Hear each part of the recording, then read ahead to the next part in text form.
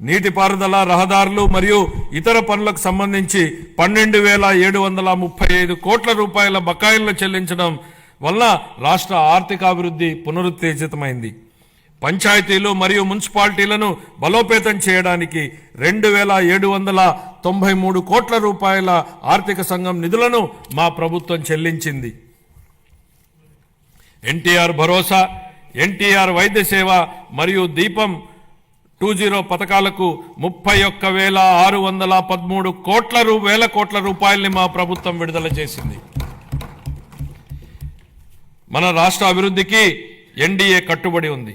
గౌరవ ప్రధానమంత్రి శ్రీ నరేంద్ర మోడీ గారి సహకారంతో పోలవరం నీటిపారుదల ప్రాజెక్టు మరియు అమరావతి రాజధాని ప్రాజెక్టులను మా ప్రభుత్వం మళ్లీ పట్టాలెక్కించగలిగింది.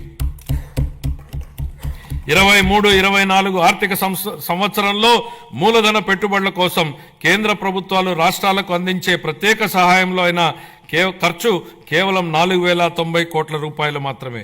24-25 ఆర్థిక సంవత్సరంలో మన రాష్ట్రానికి గణనీయంగా 7,200 కోట్ల రూపాయల మేర కేటాయింపులు పెరిగాయని గౌరవ సభకు తెలియజేయడానికి ఎంతో సంతోషిస్తున్నాను. మార్చి 31, 2025 నాటికి ఈ కేటాయింపులు మరింత పెరిగే అవకాశం ఉంది.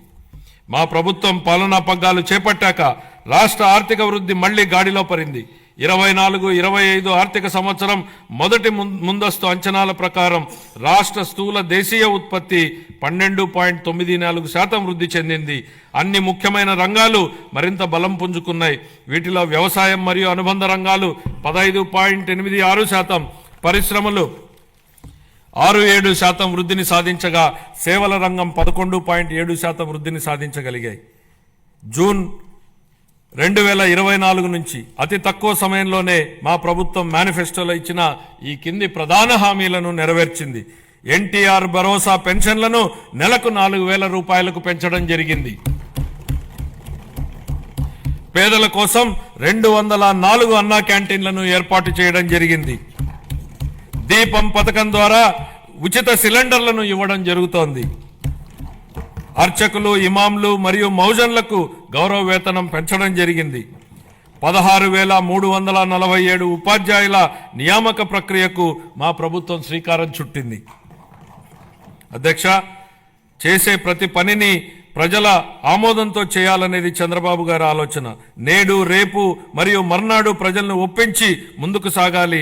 ప్రజాస్వామ్యంలో ఇది నిరంతర ప్రక్రియ. We have to convince people today, tomorrow and day after tomorrow continuously in democracy అనేది ముఖ్యమంత్రి గారు పదే పదే చెప్తుంటారు.